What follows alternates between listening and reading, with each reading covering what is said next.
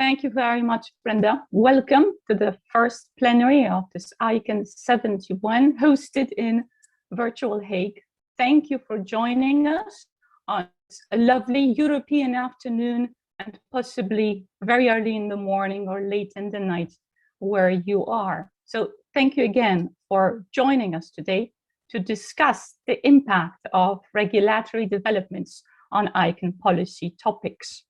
If I could have the following slide, I would like to explain how this session has been composed and how we plan to conduct our discussion.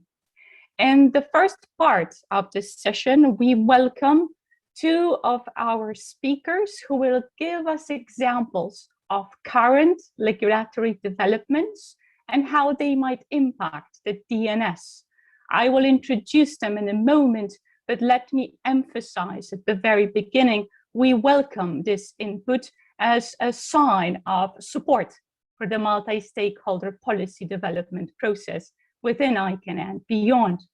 In part two, we will welcome brief interventions from representatives of ICANN community stakeholder groups. This part will be formed as a panel discussion, giving representatives of each community a chance to share their reflections on how national or regional regulatory developments impact their respective communities. And in part three, as advertised by Brenda at the beginning, we will welcome questions. Again, looking at the high participation, which is highly valued and appreciated, we will limit the input into this third part to the Q&A pod. Feel free to add your questions to the Q&A pod as we progress through the session. I will then kindly ask staff for their support in reading out the questions and will ask our presenters and panelists to respond to these. If I could have the following slide, I would like to welcome and introduce our speakers and panelists. My name is Joanna Kulesza, as already indicated. I have the pleasure today to moderate the session on behalf of the at-large community. I serve as the ALAC co-vice chair responsible for capacity building. And indeed, this session does have a capacity building effect to it. We want to learn better how to ensure community participation into regulatory processes. For us to be able to understand how this can be done efficiently, we welcome two introductory presentations. The first one coming from Olivier Branger, representing the European Commission. The European Commission has recently welcomed quite a few regulatory proposals that will impact the way the ICANN community operates. We welcome the participation from the Commission and a brief recap of what these processes are and where and how the community can best support them. Let me note the European Commission has been very welcoming in explaining the way the work that is done in Brussels impacts the DNS community. So this meeting is not a chance for us to detail these efforts, but rather to understand how the multi-stakeholder process works. Our second speaker today is Mr. Alexander Zieger, who has been a guest to our ICANN meetings on numerous occasions, and we welcome his participation as he heads the work of the Council of Europe on the Budapest Convention, one that is focused on cybercrime. One of the top topics for the ICANN community has been DNS abuse. And as Alexander has explained before, and I very much look forward to him explaining again today, there is a lot of common ground between the work of the Council of Europe on cybercrime and our community efforts on targeting DNS abuse. We will then move to the second part of our session, and in alphabetical order, I welcome our panelists. Fred Baker, who will speak on behalf of the Root Server System Advisory Committee. Philippe Foucault, who will speak on the Generic Names Supporting Organizations Council and Community. And I welcome Philippe as the chair of that community. On behalf of the at-large, I welcome the participation of my colleague, Matthias Hudobnik. And last but by no means least, looking at the specific legal framework that the CC-TLD community operates in, I welcome Alejandra Reynoso, who will give us a perspective of the CC name supporting organizations as the chair. Please kindly note, Alejandra will be speaking in Spanish. There is interpretation provided. Do seek advice from our staff should you encounter any issues or challenges. With this, I would be eager to swiftly move to the first part of our session today, giving the floor to Mr. Branger to give us an introduction to EU regulatory developments and the way how these may impact the DNS, with the overall theme of us understanding better how we as a community can find our place to understand and support these efforts. Without further ado, Olivier, the floor is yours. Thank you very much.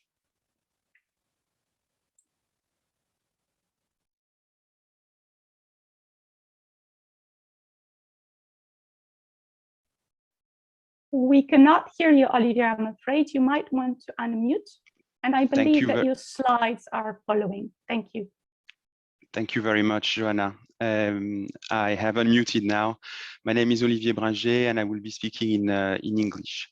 So I will be presenting regulatory developments that have an impact on the DNS, and I hope it will serve as a good illustration and as a good basis for the follow-up discussion we will have in the panel.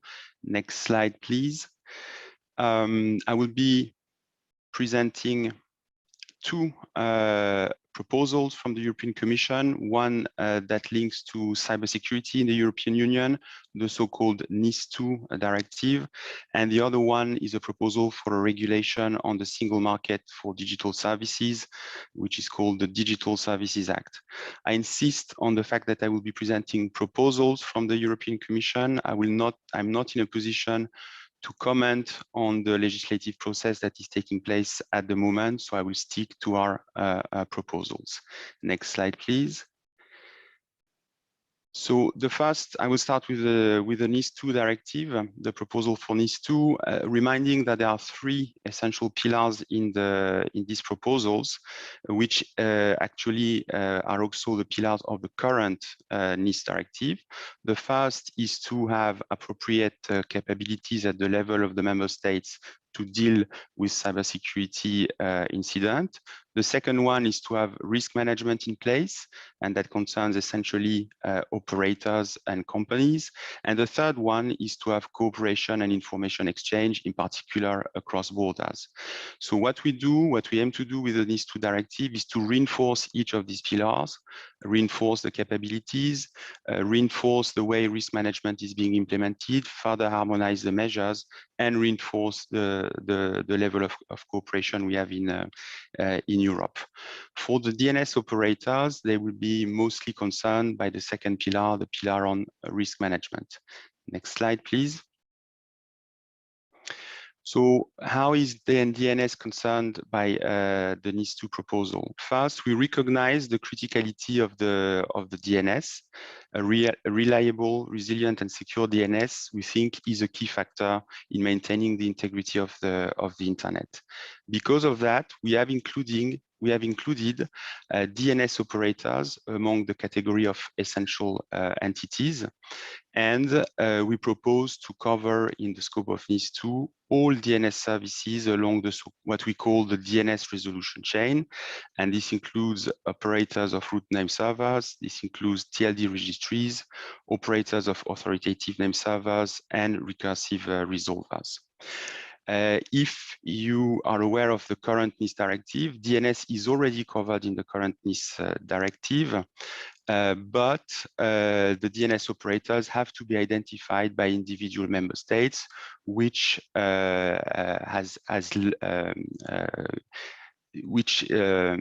as a consequence has led to different implementations, different operators being covered in different countries with different thresholds, etc. So to have a more harmonized implementation, we propose to put all DNS service providers and TLDs automatically in the scope of NIS2. And we propose also to have a single jurisdiction regime. So DNS operators will have to implement NIS2 in their main country of establishment in the EU, and in case operators are providing services in the EU but are not established in the EU, they would have to designate a representative in the union. NIS2 foresees horizontal security measures, so measures which apply across different sectors, but it will be possible to have sector-specific measures because we cover very different sectors, of course. And one point I wanted to mention is that NIS2 is also adding a point about the accountability of management bodies of the essential and important entities. So the management bodies of these entities will be accountable to implement appropriate cybersecurity measures. Next slide, please. So among the obligations that we foresee for TLD registries, we also want to cover domain name registration data. And here our point is that maintaining accurate and complete database of domain name registration data and providing lawful access to such data is essential to ensure the security, stability, and resilience of the DNS. And we also link the availability and timely accessibility of this data to the fight against domain name system abuse, in particular to prevent, detect, and respond cybersecurity incident. Cybersecurity being the scope, of course, of the NIS2 directive. Next slide, please. We have, based on this principle, proposed one article, which is the so-called Article 23 on domain name registration data, which foresees a number of general obligations that would apply to TLD registries and entities that are providing registration services for them. So we have obligation about collecting and maintaining accurate and complete domain name registration data, obligations about having relevant information to contact holders of domain names, obligation to publish non-personal data, ensure response to access requests without undue delay, and finally providing access to specific personal data upon duly justified requests by legitimate access seekers. So these obligations are rather high level. And what we ask the concerned operators is to have policies and principles in place to implement these obligations. And our idea is really that these policies and principles would be derived from the policies that are developed inside ICANN for what concerns GTLDs. So our approach is really one which is trying to complement the effort that is already taking place in ICANN, in particular in terms of who is policy. We have also foreseen the possibility to adopt guidelines, but really our idea is to point to industry guidelines and in particular to ICANN guidelines. Of course, our objective is to make sure that across the single market, there is a harmonized approach. So that's what I would say on the NIS directive. It's very short, and I propose to even quicker give you say a few words about the Digital Services Act. Next slide, please. So very, very quickly, the Digital Services Act is about modernizing the rules that we have in place, e-commerce rules, to address illegal content and systematic risks in the online space, while taking into account the fundamental rights of our citizens. It's about having a single set of rules across the digital service, across the digital single market, which will provide legal clarity to the companies concerned. And it's also about supporting cross-border cooperation among national authorities to have a better oversight, in particular of the systemic players. Next slide, please. So there are different categories of services that are concerned by the DSA. And I have, in this slide, you see these different categories. The broader category is intermediary services. This is where the DNS operators would be located, if I may say. But then you have more specific categories, the hosting services, online platform, and the very large online platforms. Next slide, please. And the idea is that there is a graduated set of obligations that will apply to these different categories of operators. And the higher the capacity of the operator to tackle illegal content, the higher the impact of the category of operator, the more obligation, the more due diligence obligation we would expect them to take. So again, the DNS would be in the all intermediaries category and subject to a limited number of due diligence obligations. Next slide, please. So what does the DSA bring for the DNS? Essentially, it brings certainty of being covered by the European legal framework. So the certainty that the liability exemption regime applies to DNS operators. A sense of proportionality when tackling illegal content online. So that's what I was explaining in the previous slide. The number of mitigation measures is lower for infrastructure operators such as DNS operators.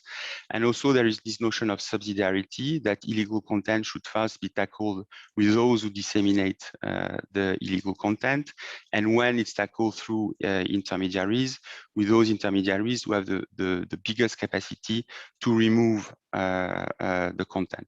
And in this chain, I think DNS operators come really last.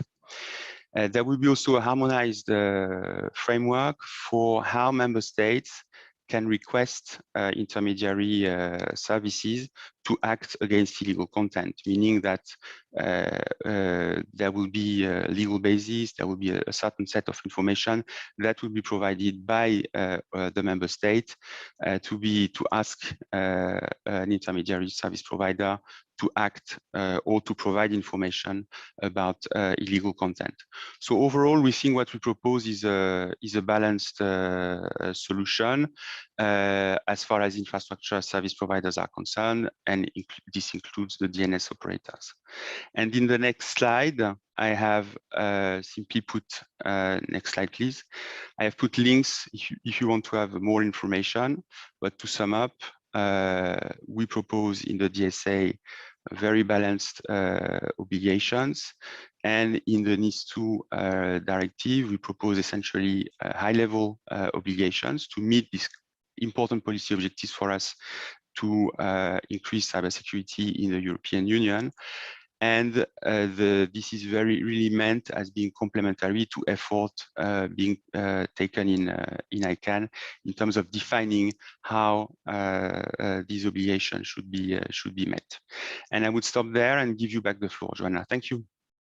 Thank you very much, Olivier. I am noting the questions in the Q&A pod. Thank you for putting them into the dedicated section. For the sake of time, I am going to give the floor straight to Alexander. I am mindful of the timing we have for this session.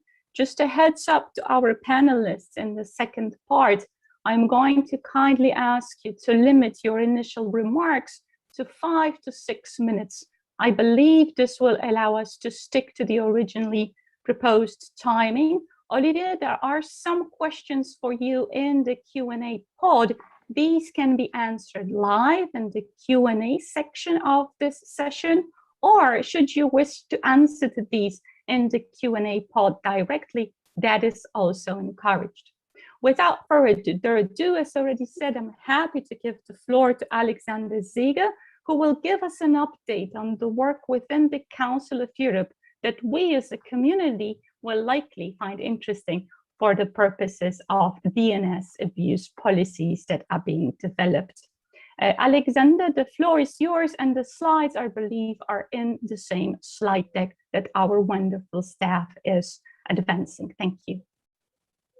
Thank you, Joanna, and everyone. A great pleasure to be here. And obviously, we are very supportive as Council of Europe, but also the parties to the Budapest Convention on Cybercrime, to the multi-stakeholder policy development process.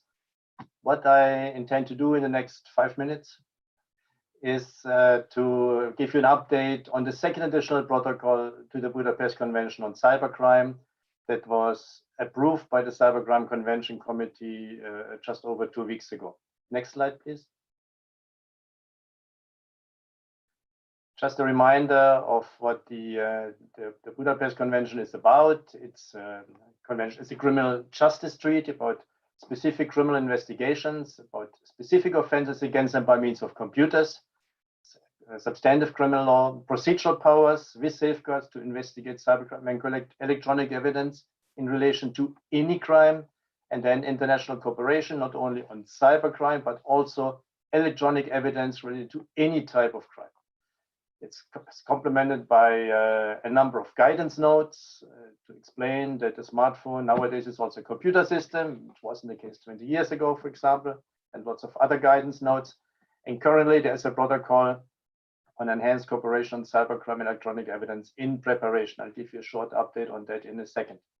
As of today, we have 66 parties, which means parties from Europe, but also from Asia, Pacific, Caribbean, the Americas, Africa, and so on, sort of a mix of countries from around the world.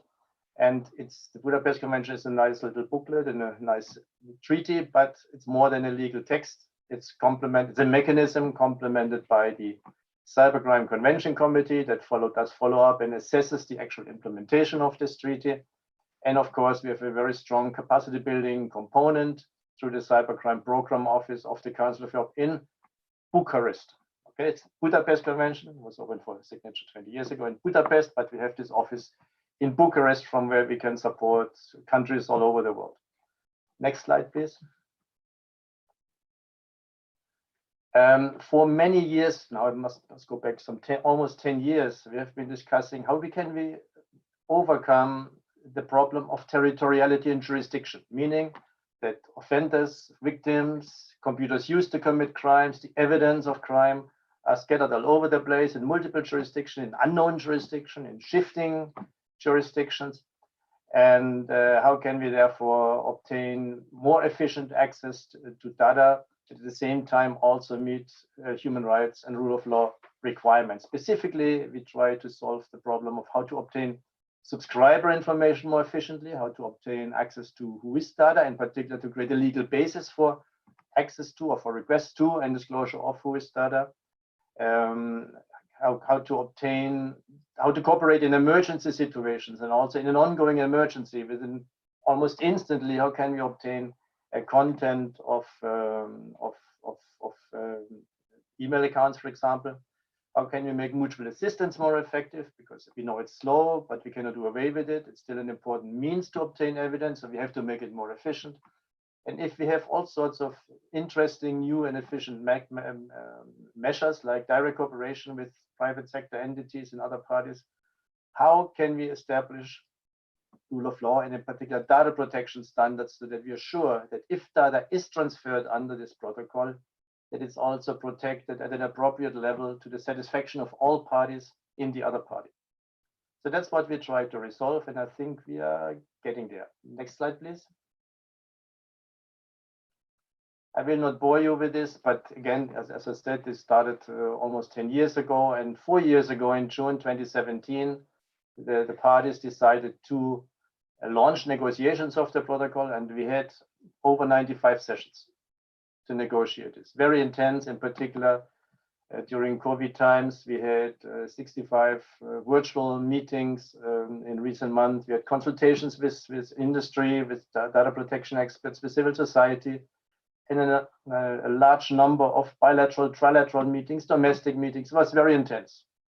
Very difficult topics, of course, very difficult to achieve. But at the 28th of May, we agreed among the parties on the draft protocol. It is now going through some formal procedures. Hopefully by November this year, it will be formally adopted and then open for signature in spring next year. Next slide. Perhaps also to mention that in these negotiations, we had 66 parties negotiating. So we had to make sure that what works in Europe also works in the United States, in Canada, in Argentina, in Tonga, in Ghana, but also Australia and all other places.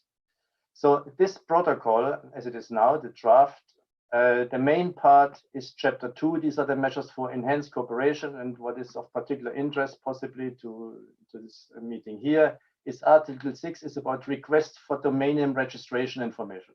Who is data, right? Also important is Article 14, protection of personal data.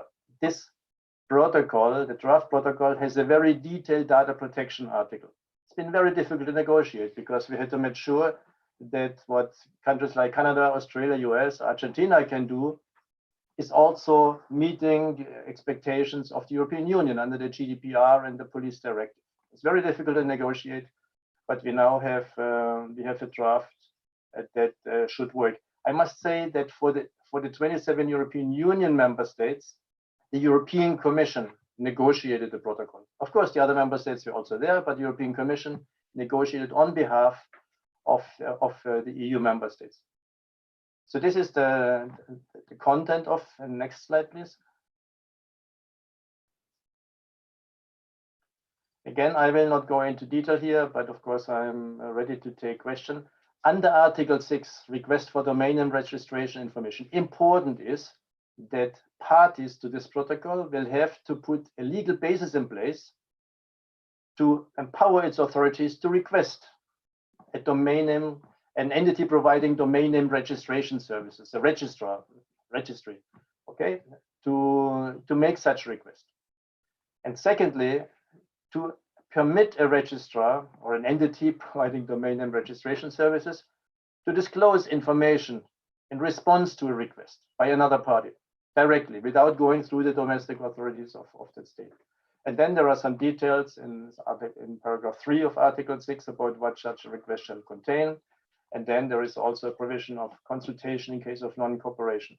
What is important is there's a lot of flexibility built in, and we kept it slim and flexible to take account of possible future solutions that will come out of the ICANN process.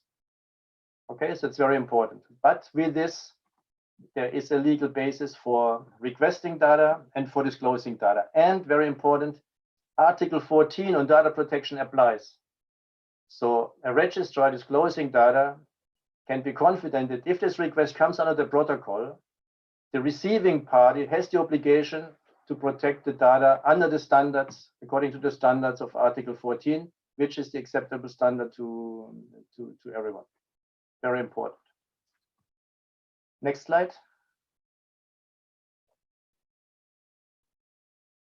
Again, the question comes up, will registrars respond? Or will they say, we don't want to incur any liability risks? And a number of arguments also in explanatory report in Article 83. But we do believe that in the end, registrars or entities will respond because there's a clear legal basis for that. There are the safeguards of Article 14 in the receiving party and so forth. So we think there's a lot of ground where eventually they will cooperate. Maybe in the beginning, this will be a bit slow. It will be a bit slow going, but over time, the routines will kick in, and particularly then depending on what happens with the systems developed by you, by ICANN and so on, how that will kick in. Next slide. So we hope that it will work with the SSAD. We have to figure out how this will work in practice. I think we have from the Cybercrime Convention Licommer side, we will have to cooperate with you in the future to see how we can make sure that this all works nicely together. And again, there is a specific support to the multi-stakeholder policy development in this protocol. And the next one. Let's my last 20 seconds. We believe that overall this protocol will provide a lot of operational value to have more effective, more efficient criminal justice in cyberspace, better rule of law. But it will also be clear that the mechanism of the Budapest Convention will continue to stand for free internet, free and open internet, where limitations are restricted to specific cases of criminal misuse. And with that, back to you, Joanna. Thank you very much, Alexander. This is most informative. I already see the questions forming in the Q&A pod. As before, I encourage you to look into the Q&A pod and decide whether you might want to answer these live in the dedicated timing at the end of our session, or whether you would like to type your answer into the chat. Now, again, for the sake of time, I would like us to move to part 2 of this session. There will be questions to all of our panelists. I am going to invite the panelists to speak in the alphabetical order as they were initially introduced. We have a few questions formed for our panelists to try and respond. If I could ask staff to show these questions on the screen, that would be wonderful. The overall theme here is for us to better understand how individual communities tackle regulatory advancements and developments. I would like Fred to start us off, giving a perspective from the technical community, the security community. If you could limit your intervention, Fred, to 5 to 6 minutes, that would be wonderful. Thank you.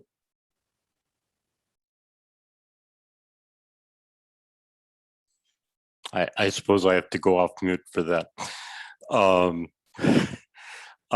So thank you for that. I'm looking for the questions. They've gone away somehow.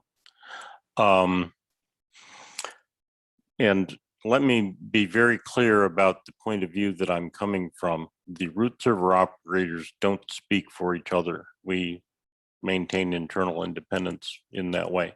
And so I'm speaking from the perspective of the Internet System Consortium, which is the root server operator that I'm on the board of.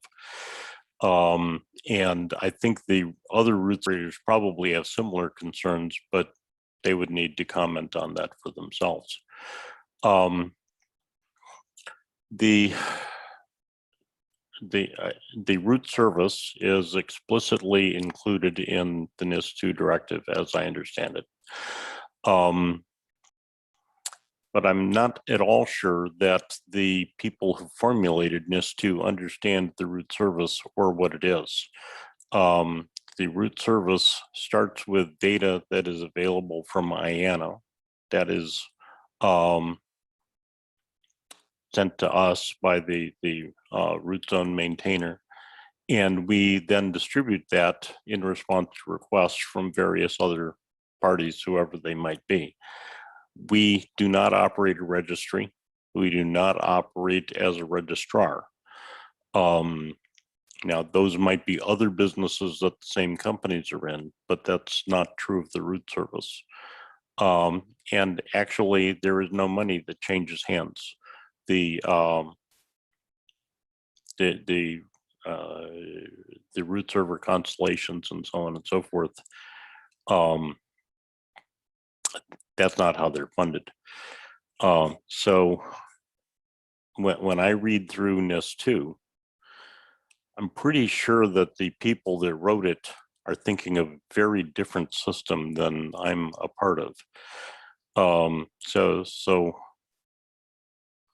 I would like to understand when NIS2 is proposed and is supposed to be addressing registrars or registries and billing people for infractions of various kinds, who do they think that they're addressing this to? So, you know, I'll leave it there.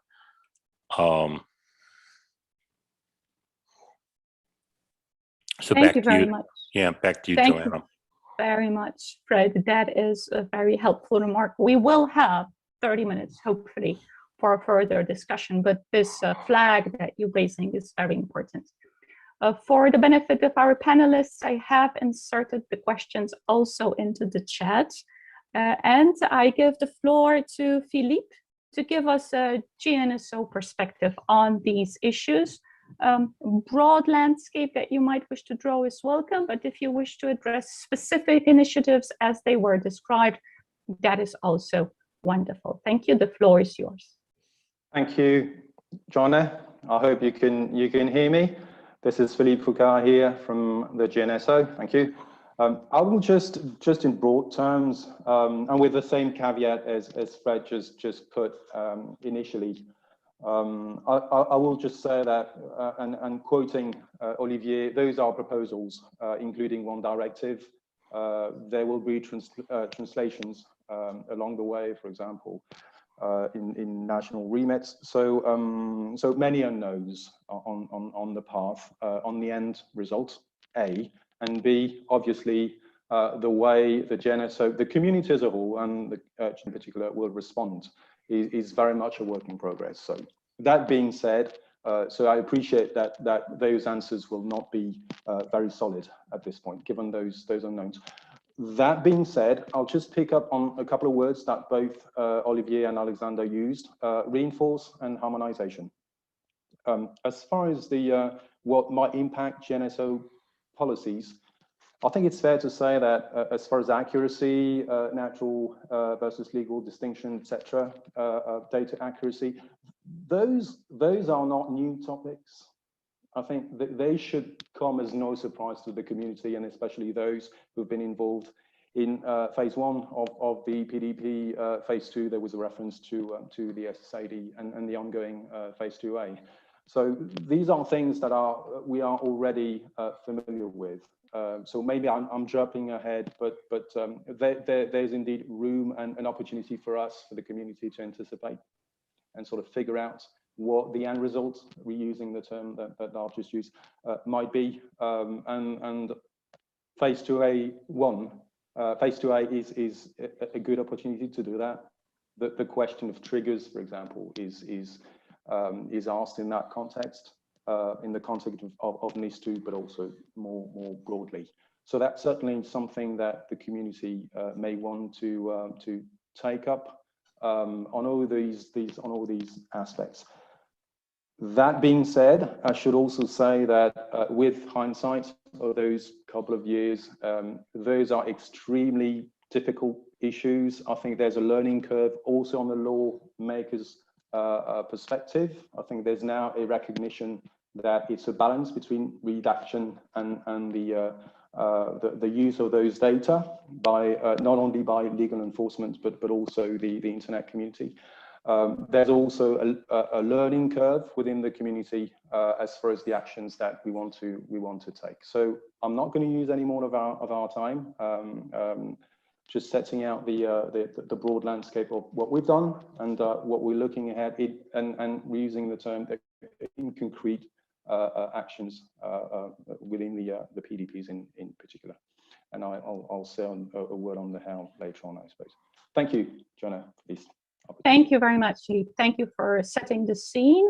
And I give the floor to Matthias to give us the end user perspective on this. Thank you. Hello, everyone. Matthias Rummenigge speaking for the record. I have the great pleasure representing end user interest on behalf of the at-large community on this plenary session. Related to the question, so first of all, the at-large community has a strong regional focus, so meaning for the ALAC getting involved in regulatory processes is primarily a regional effort. We have ALSs in all regions, and one of the focal activities is understanding and reflecting the needs of individual end users. This is why advancing ALS participation is one of ALAC's key priorities, as recently reflected in the ALS Mobilization Working Party report. And this is also an excellent example for the multi-stakeholder approach. integrating everybody who is interested to contribute and also living diversity. We're also trying to work with other ICANN communities, though the at-large makes sure to work together with other constituencies within and across regions. So this session is one of the examples where the ALAC and also people from GAG work together in streamlining the narratives and also objectives.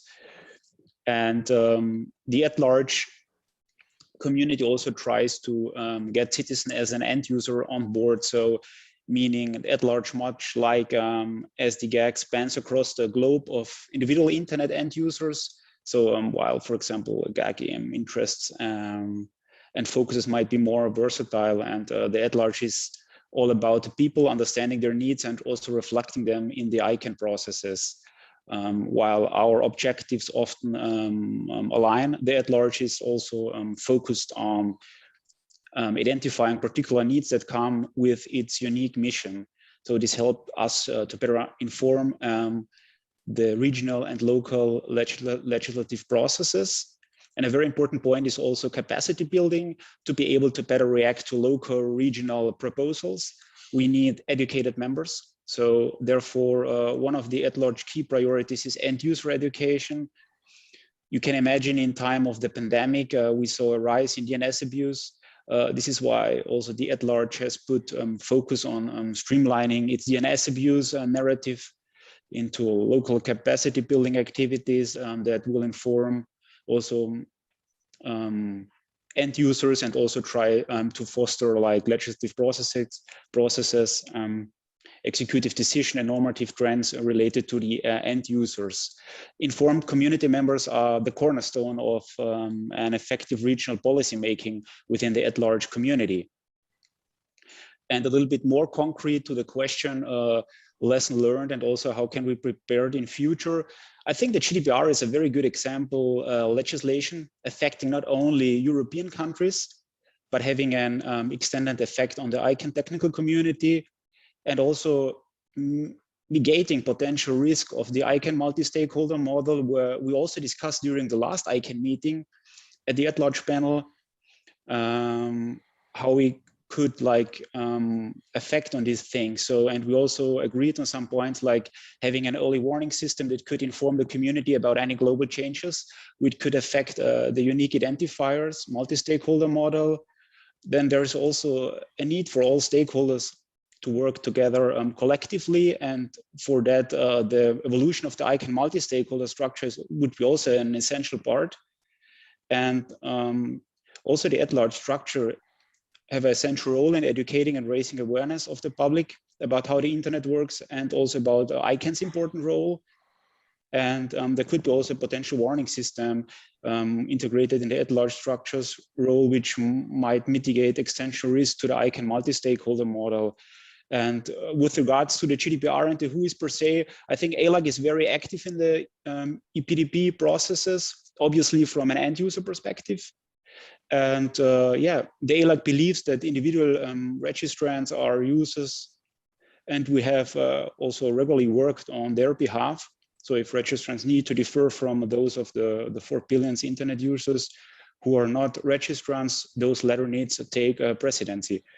And yeah, although the ALAC is very often agreeing with the positions taken in the GAG or the SAC and also business or IBC statements concerning the access of those third parties who work to ensure that the internet is still a safe place and secure, also from a user's perspective. And that means that law enforcement and cybersecurity researchers are able to combat the fraud and crimes, and also to protect users from phishing, malware, fraud, DDoS attacks, you name it.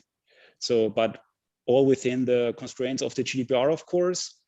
And last but not least, the at-large community is also trying to raise awareness within the community related to GDPR. For example, we will have a session tomorrow about the GDPR as a technology, where we also will talk maybe a bit of the patent from VeriSign concerning WHOIS. And we also had a very interesting DNS women panel discussion at the last ICANN meeting, where experts from Mexico, Australia, US, Argentina, So female experts in this area discussed different data protection laws. So the at-large is very vibrantly contributing to these matters. I will stop here. Thank you very much, Matthias. This is truly appreciated. Even though the GDPR was not originally on our agenda, if I was keeping count, I would say that probably GDPR is the acronym that wins the popularity contest here. And I would assume that that would also be the acronym that Alejandra might want to use in her intervention. The floor straight into your hands, Alejandra. I know that the CCTLD community is facing particular challenges, working closely on regional legislation and regional normative efforts, even if they do not take the shape of law. The floor is yours if you could give us a brief recap, and we will move straight into the questions. Thank you. Gracias, aquí habla Alejandra Reynoso, voy a hablar en español.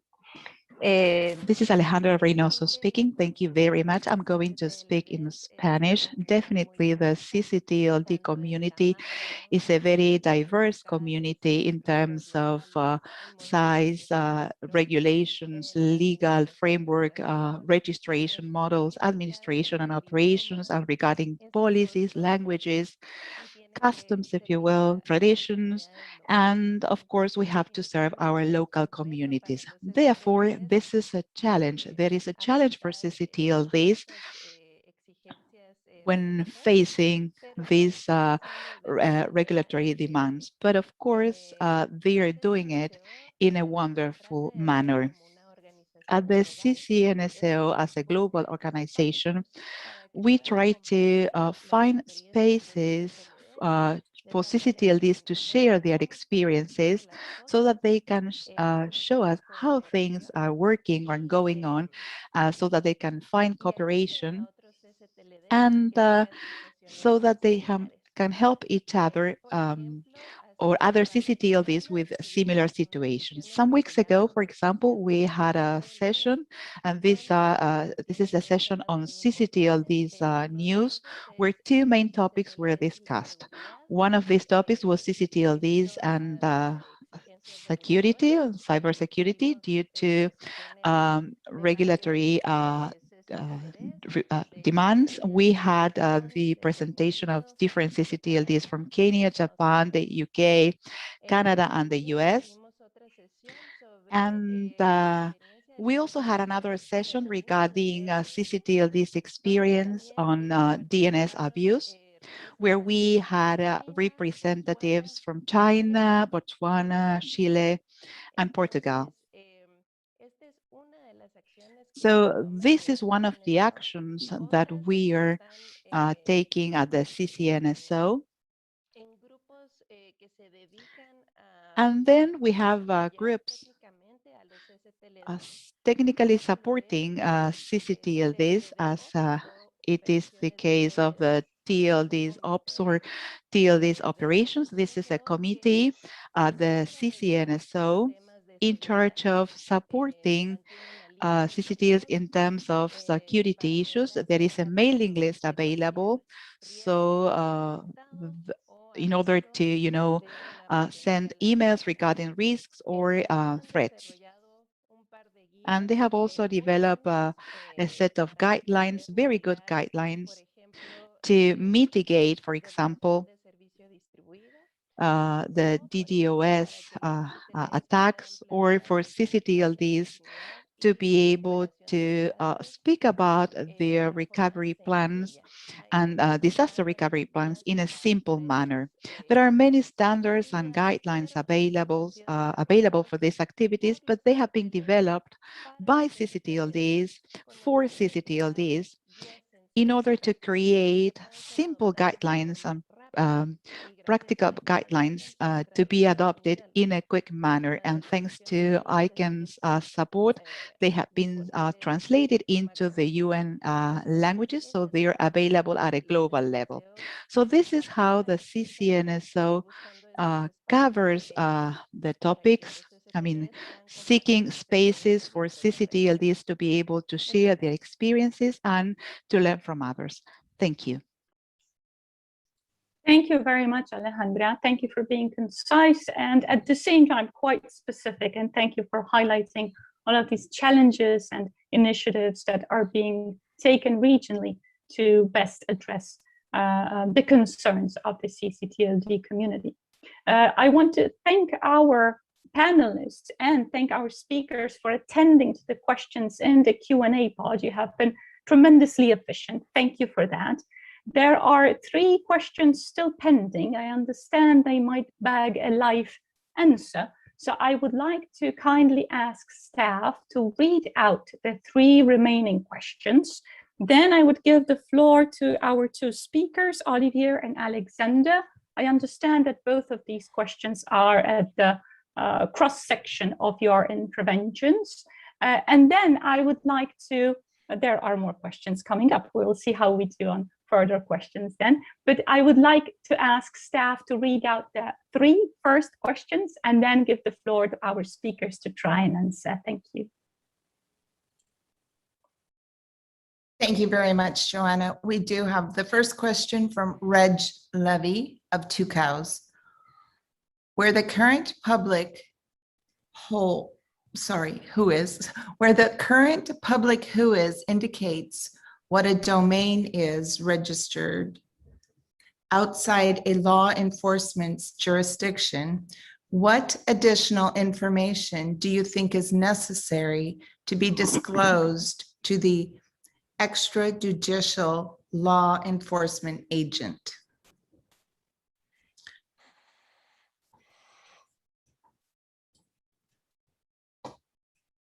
Thank you, Brenda. I'm curious if we could start with 3 questions and give our panelists an opportunity to answer.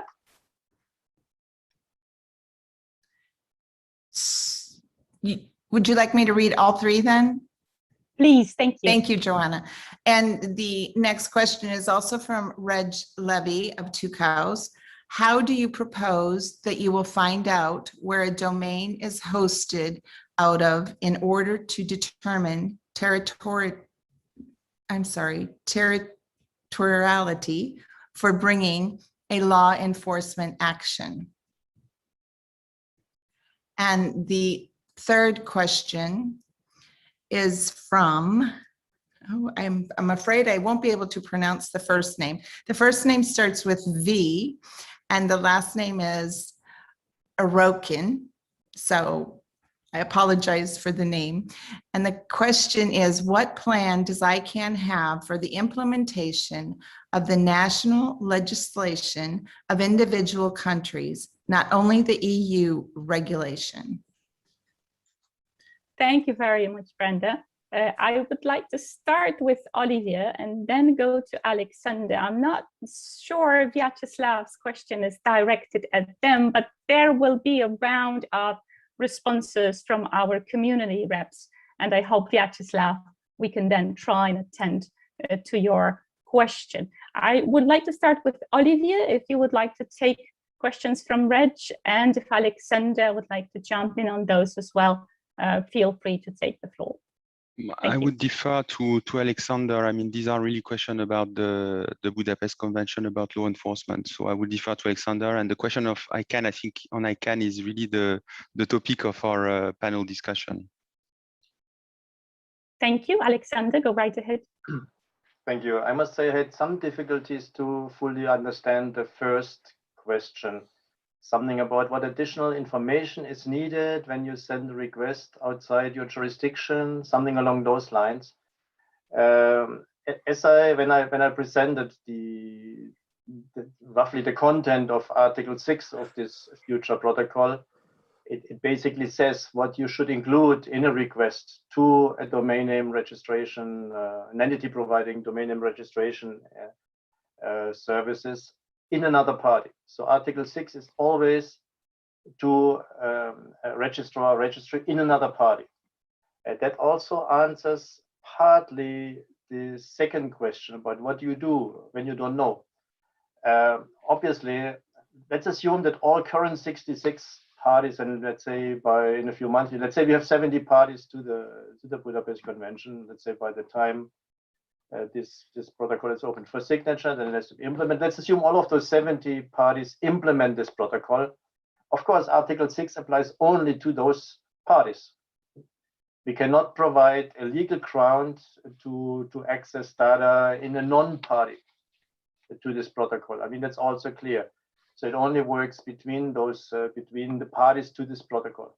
So therefore, if you're interested in having a legal basis for access to this, join the Budapest Convention and later on also the protocol. Thank you, Alexander. I'm curious if there is any of our community members who would like to pick up Vyacheslav's question on how ICANN plans to implement the national legislation that comes from different countries. Vyacheslav indicated this might be a question for ICANN.org, whereas this session provides us with this set of panelists and participants. If anyone wishes to speak, I see Philippe's hand is up. Philippe, go right ahead. Merci, Joanna. J'aimerais parler en français. Je ne sais pas si la traduction convient. Thank you, Joanna. I would like to speak in French if it's possible. Thank you in advance. Perhaps it is just common sense, but the question by Vyacheslav was asked often in the PDPs, and it focused on the evolution of the European regulation. What happens when other regulations emerge, and what happens in the best of cases if they are coherent or if they are different, and in the worst of scenarios, they are incompatible. With the first regulation that we took into account, with the PDPs in particular of the GNSO. Well, the answer is that there isn't any simple answer to this question. What we need to do in terms of process is to follow what happens in terms of regulation evolution throughout the world. And I think that org follows what is happening and contributes in the consultation process to those developments. Another thing is, and we need to debate about it, but the community can submit its views to the org on the developments. I think that maybe we need to create something or recreate something in that area. And then it is up to the PDPs or the working groups themselves to integrate the different developments. Perhaps having a team in charge of the developments of the PDPs, where different parties are represented, whether it is the GNSO or others. And these organizations, these countries in particular, that plan a national development, because that was the question asked, that they submit their needs so that they are considered within the working groups themselves. The question was general, so the answer is general. I apologize for that, but that is probably the difficulty in the future as we move forward. As we move forward, there will be more limits, and we need to have as good a visibility as possible on the limits that will be placed upon us as we move forward. Thank you, Joanna. Thank you very much, Philippe. I see Olivier is picking up the question from Bakubor live in the chat. We have two questions for Olivier from John McCormick. So I would like to move next to these two questions, again, leaving time for our panelists to reflect and intervene. Olivier, the first question from John McCormick refers to the poor definition that DNS operators seems down to the lack of a good understanding of DNS operation and the different types of DNS. The NIS2 scope is problematic, but there does seem to be some work being done on addressing the problem. The scope and definition are the problem, indicates John. And also referring to Olivier, there are hundreds of thousands of single domain DNSs. Then there are people running their own DNSs, and then there are web developers and hosters and registrars. The DNS ecology is quite complex. I'm curious if, Olivier, you have any thoughts on those comments? Thanks, Joanna. So as I said, I think what John is pointing at is the legislative process that is taking place. And indeed, there will be changes to the proposal that we have made, possibly in terms of scope, in terms of definition, but as the European Commission, I would stick to our proposal, and I think we have recognized the criticality of the DNS, and because of this criticality, it is important to cover a full range of DNS operators. And the second question, because they disappear, I have a bit forgotten what it was about. But for me, it was more an affirmation than a question. Indeed, there is the DNS ecosystem is complex, and there are very different players. But I would like, I remember that John mentioned the hosting providers. Of course, hosting providers are treated differently from pure DNS providers, but it is possible that you are both a DNS provider, a hosting provider, maybe a cloud provider, and then you have the obligations from these different categories that would apply to such an entity. Thank you very much, Olivier. I am also being flagged that there is a question from Monica in the Q&A pod that was marked as answer, but there is more information requested from Alexander Ziege. Monica Ermert asks, how will the parties to the Cybercrime Convention enforce sanction with regard to Article 14, minimal data protection? How will violations be sanctioned? Also considering that round about 20,000 rulings of the European Court of Human Rights in Strasbourg remain unimplemented, and the non-Council of Europe members certainly do not subject to the European courts anyway. Alexander, I think that's a very general question on how the convention operates worldwide. I'm curious if you might want to reply to this question. If it would be helpful for me to copy that into the chat, I'm happy to do that as well. Alexander? Thank you. I was actually just responding to it, typing it, but I was maybe better to do it live. And maybe I will then in addition also write something in the chat. Under Article 23 of this protocol, the implementation of the protocol will be assessed by the parties. And that includes in particular the assessment of Article 14 on the protection of personal data. So this is one thing to keep in mind. But equally, if not more important, is paragraph 15 of Article 14 about consultations and suspension. So if a party has information that there is a serious and systematic breach of data protection obligations, it can suspend the transfer of personal data under the protocol, which de facto means basically suspend almost all provisions of the protocol in relation to that particular party and so forth. So paragraph 15 is quite detailed. There's also an explanation to it so that it cannot be used to unilaterally stop data transfers if there is nothing about it and so forth. And Monica, seriously, what does this have to do with decisions of the Court of Human Rights and its implementation? I think that's a bit polemic. Thank you. Thank you very much, Alexander. I think this brings us to the broader discussion on how we within the ICANN community can best understand, build capacity, and possibly impact the way that international treaties and international law works. So I welcome the comment and I welcome your precise answer.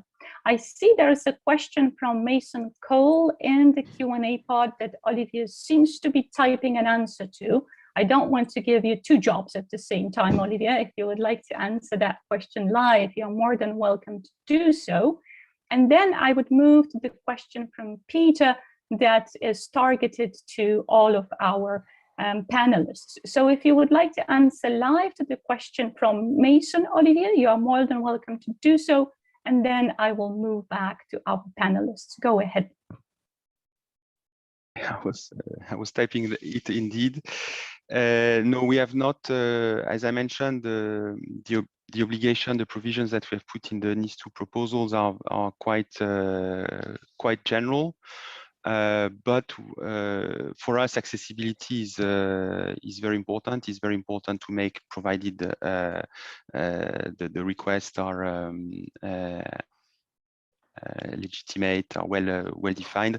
It is important to make the registration data accessible to ensure a good level of cybersecurity. So we would expect that in developing the policies and procedures for accessibilities, the registries and the entities providing registration services would make sure that fees will not lead to discouraging submission. And I know this is also a topic that is discussed in the ICANN remit. And we have also made that point in the ICANN remit that fees, if there are fees, should remain certainly cost-based and not discourage submissions. Thank you very much, Olivier. I would like to take the opportunity to propose Peter's question to our panelists, and that is indeed targeted at our panelists. It does have a CCTLD and a GTLD angle to it. Please let me read it out. What are the panelists' views on the following? National and regional regulatory initiatives typically affect both CCTLDs and the GTLDs. How can ICANN interact in legislative processes while staying within the limits of their mandate and avoid conflict with CCTLD interests or positions? I might assume Alejandra might want to take that question on first, but if there are answers from our panelists, I welcome them to raise their hand. Alejandra, would you like to start us off? Sí, gracias, Joana. Aquí Alejandra Reynoso. This is Alejandra Reynoso speaking. Yes, thank you, Joanna, for the question.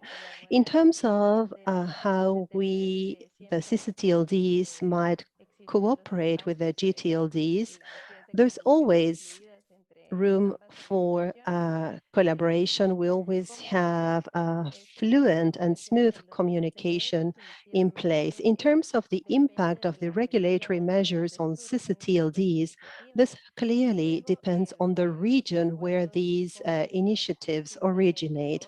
And then, of course, we need to take into account different agreements and conventions among countries that go beyond the originating region. Hence, it's complicated to seek a collective solution because each CCTLD has to adapt these initiatives to their local jurisdiction.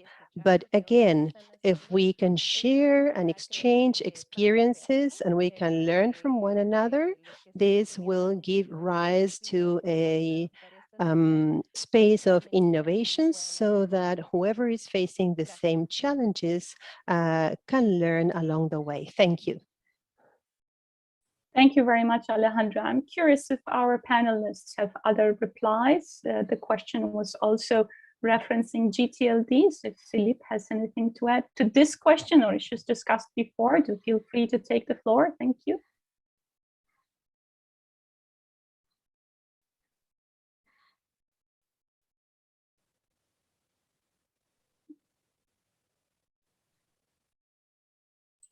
Philippe, go ahead. If you're speaking, we cannot hear you. Thank you. I see your hand is up. Yeah, go ahead. Thank you, Joanna. I will just, again, the question was quite general. I will just reiterate what I said earlier about the need. The question is about interacting with lawmakers nationally. And I think there's a need for the GNSO community, but the community as a whole, to channel our inputs to those, especially within org, who contribute to that evolution among many others. And I think that's the link that we're sort of missing, even more so, given the format that we're in at the moment. It's a sort of discussions that we used to have in face-to-face meetings in corridors where those inputs would be carried across informally. We do not have that anymore, I think. And we'd probably want to reinstate this. So yes, we need to channel our inputs to make sure that misunderstandings such as those that were flagged earlier would be corrected moving forward. I hope that's helpful. I'm also interested in the next question, and you will come on to that, Joanna. Yeah. Thank you. Thank you very much, Philippe. If Matthias or Fred have anything to add at this point, feel free to raise your hand. But I will move forward to the next question, which also targets all of our panelists. Matthias or Fred, is there anything specific you want to add at this point? Matthias, go ahead. I mean, just in general, it's not directly now related to the ALAC, but I think it's always, the challenge will be always to bridge the gap between, for example, as I mentioned before, the GDPR, which is a regulation directly applicable in all the European member states, and then agreements which ICANN, for example, has with registries or registrars that they are compliant and that you find there a way in these ecosystems, you know, on the one hand, the lawmakers which are adopting new laws, and on the other hand, also to find a way which is technically feasible for the community and also for the multi-stakeholder model. And yeah, serving on the one hand, and I think it will be even more complex, as Philip already said. Thank you. Thank you very much, Matthias. Fred, if you have anything to add, feel free to chime in. If not, we can swiftly move to the next related question.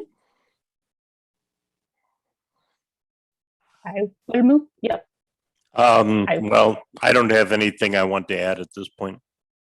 Great, thank you. I will move to the next question. There is no GDPR in the question itself, but we do have the EPDP. A question from Fabrizio. Based on these conversations, it seems irresponsible to develop WHOIS policy that will likely conflict with approaching law. Do the speakers think ICANN should pause EPDP work to accommodate governmental developments we've discussed here? Philippe, I see you typing. If you would like to answer that question live, that would be wonderful. Thank you, Joanna. This is Philippe here. And thanks for the question. The question was put in a radical way. I'm sure people will understand that I cannot answer in the same way.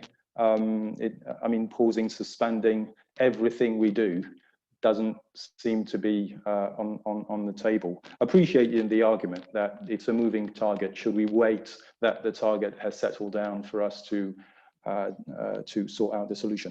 What I can say on this is that also mindful of the resources, limited resources as always within the community to actually do the work, we need to focus, and I think that's implicit in the question. Yes, we do need to focus. We do need to complete the things that we've achieved already, implementing, moving forward with the SSID, for instance, completing phase 2A as far as the GNSO is concerned. As to pausing, suspending, defining triggers, etc. As I said, the jury is still out. It's very much to the community and not to myself to decide. But the point is really to sort of identify our interest or main points in the evolution. As I said, those are, for most of them, they're not quite new. They're not quite new. We know, in terms of topics, we pretty know what's coming at us. So there is indeed things that we can move forward with, but again, I would stress that our resources are scarce. So we do need, even at council, as far as the GNSO is concerned, think in terms of what we can achieve in that respect. Thank you. Joanna, may I also chip in? Yes, please do. Yes. Go ahead, Felipe. So I would not agree that we would need to pause the process in ICANN. As Philippe was mentioning, we have been working, and the Commission, as part of the GAC, has been working also hard in the different ICANN processes. And again, our idea with the NIS2 proposal is to have a legal framework in place. When it becomes applicable, it could point to policies and guidelines developed in the ICANN process. So by that time, which sometimes take a bit of time in the European Union, we would really expect to have the policies, in particular the policy on ICANN, finalized and implemented. That would be really our preference. Thank you very much, Olivier. Since you are taking the floor, I'm curious if you would like to pick up the question from Mark Svantarik, who are seeing in the chat. I will read it out for those of you who are only on audio participation. It is welcome that both NIS2 and second additional protocol to the Budapest Convention define legal basis for the disclosure of who is data. However, neither seem to clarify the impact of GDPR on Article 2 on who is processing. Until it has been confirmed whether or not Article 22 applies to who is disclosure, we should expect that manual inspection of disclosure requests will continue, meaning that many high-impact cybersecurity use cases will remain unavailable. What is the position of the European Commission on GDPR Article 22? If the position is that Article 22 does not apply, how is the European Commission planning to ensure that this position is represented in member states' law when the directive is transposed? Mark, thank you for that question. I leave it to Olivier to respond. Let me just note, this session in itself is not focused on GDPR. It seems to be a very lively theme. I'm noting this also in the chat. I leave it to Olivier's discretion to decide how specific he would like to be in that answer. But there is a dedicated GDPR session tomorrow, as Matthias already noted, and this does seem to be a very lively theme within the community. Olivier, if you wish to take that question, do feel free to do so. But I just wanted to note that there are other venues where GDPR and the application thereof is being thoroughly discussed within ICANN. Olivier, go right ahead.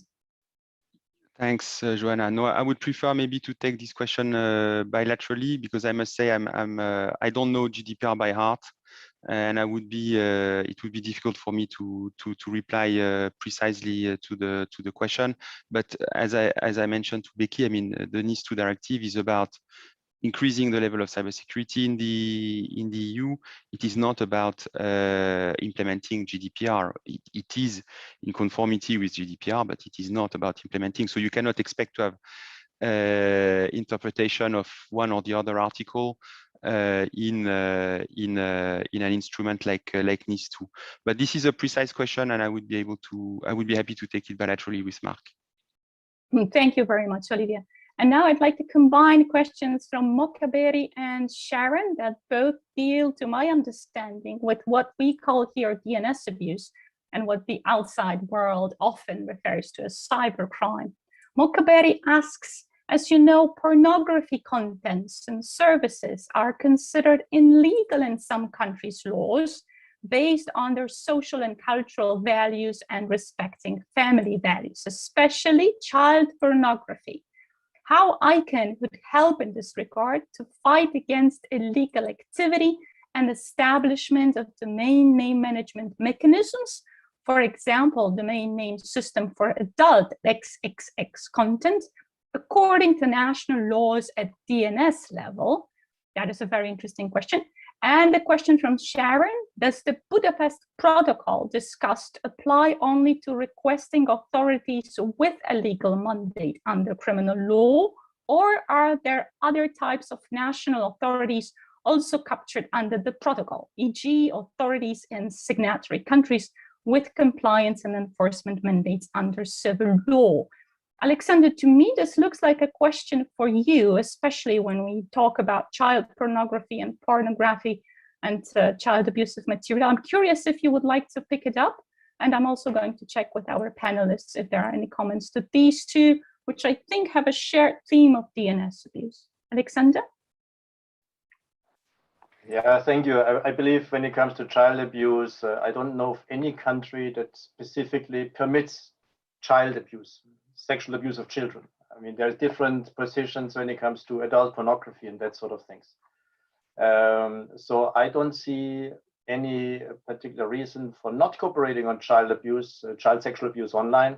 in particular because the Budapest Convention itself already contains Article 9 on so-called child pornography.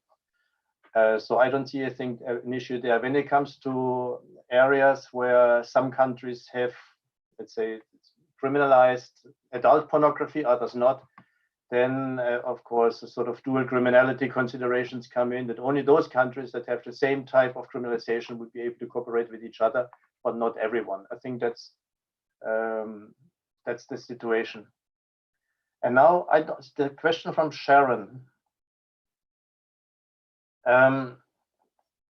Okay, once, so next year, hopefully in spring, the protocol will be open for signatures, then parties will implement it, and then we have parties to the protocol. So the protocol only applies to those that have ratified it, that have undertaken the commitments, the obligation, but also the rights under that protocol. So what, I'm not sure I understand the link to the civil law here. It's a, actually, sorry, yeah, it's a criminal law treaty. The Budapest Convention and also this protocol is a criminal law treaty. It applies to specific criminal investigations and proceedings, and it applies to competent authorities, in this case, requesting or ordering the data to be produced, and that's criminal justice authorities. There's a specific definition in Article 3 of this protocol defining what competent authorities are. So sorry, it would not apply to civil law issues a priori, no. And just on maybe if I can answer to the one of the previous questions, I could find the raise the hands button here anywhere. We were also wondering when this protocol was negotiated, should we wait for ICANN having come up, or this expedited policy development process having come with a conclusion, and we should wait then before designing Article 6. And we said, no, we cannot wait for that because we have a time limit also for this protocol. But therefore also, because we had such an interest, we designed it in such a flexible, pragmatic way that it should work with any solution that comes out from in the ICANN process. So I have little doubt there. However, this question of the GDPR, and it's not for me to interpret Article 22 of the GDPR, is of course important when it comes to practicality of whether you can have automated processing or not. But a priori, the legal effect comes in particular when then there is an investigation later on, and not when the data is transferred at that point yet. So when it comes then to the legal consequences, namely there's an actual investigation taking place, prosecution, criminal proceedings, that's where the legal effect comes in. So, but again, it's not for us to interpret Article 22. That's for Olivier and other people in the European Commission or even the court in Luxembourg. Thank you. Thank you very much, Alexander. This is really, really an exciting discussion. And thank you to our panelists for agreeing to take all of these questions. My job as a moderator is primarily to stay focused on the time. Now, I am being helped here by our wonderful staff, but I have been informed we just have 3 minutes left. So I'm curious if any famous last words from our speakers or panelists should be shared within the 2 minutes remaining. And then I would like to try, which is going to be challenging, and summarize this discusussion and invite everyone to join us for further sessions this week where specific issues like the advancement of multi-stakeholder policy development model and GDPR and DNS abuse and reputation blacklists will be discussed. If our panelists have anything they wish to share, they haven't had an opportunity to do so yet, please feel free to raise your hand. Thank you very much, panelists. That is a very disciplined group. Thank you very much for making my job easier. With that, please let me summarize. Thank you again for giving us examples of European legislative processes that welcome the multi-stakeholder input. And thank you for taking all of these specific questions and concerns as they came through the Q&A pod. And I've observed the very lively discussion in the chat itself. Clearly, the purpose of this session was not to give specific solutions to a very complex landscape that national regulation and ICANN processes form. Rather, it was to raise awareness about how challenging these processes are and to try to put our heads together on how best anticipate further legislative progress and make sure that it reflects the multi-stakeholder nature of DNS management. I hope that this session has added to the awareness of the community how our internal discussions on EPGP, on DNS abuse, feed into different regulatory initiatives in Europe and beyond. As noted previously, the purpose here is for us to stay aware of what legislative processes are in development. Please let me note, we have tried to invite more examples, and it has proven tremendously challenging. I want to take this opportunity to thank everyone who helped develop this session. I've already thanked at least twice our panelists, but again, thank you very much for taking the time. Special thanks to the GAC and Nigel Hinkson, who was wonderful in setting up the agenda and inviting our speakers. Thank you to the GAC participants who took part in the organizing sessions. This collaboration with the Governmental Advisory Committee and, as our panelists noted, with respective communities working in their local environments is essential to make sure that we learn from past lessons. And I'm not going to use any acronyms to describe these past lessons. We are exactly at the top of the hour. Thank you very much to everyone who participated. I understand it's not a finished discussion, but I hope that it was a useful introduction to one. Thank you, everyone. The session is adjourned.